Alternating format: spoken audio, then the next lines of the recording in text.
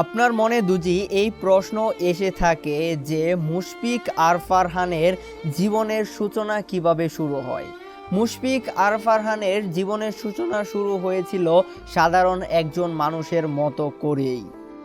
ছোটকাল থেকেই তাকে অনেকে বলতো যে মুশফিক আর ফারহান হবে একজন জ্ঞানী গুণী মানুষ, কিন্তু তার এই সত্যতার জন্য অনেকে তাকে আবার নিন্দাও করত। তো গরিবের যা অবস্থা, জ্ঞানী আর গুণী সবই থাকে ফাফরবাজি। মুশফিক আর ফারহানের টাকা পয়সার ক্রাইসিস দেখা যায় তার ছাত্র জীবনে, তাই সে ছাত্র জীবনে জব করার চেষ্টা করে। একাধিক জব করাতে তাকে রিজেকশন লেটার পেতে হয়।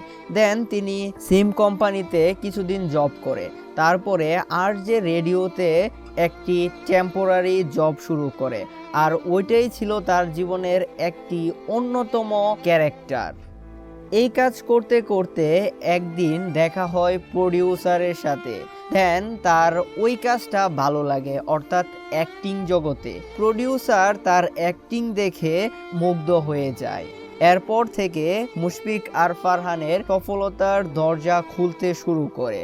আজ আমরা দেখতে পাচ্ছি এই হলো সেই মুশফিক আর ফারহান।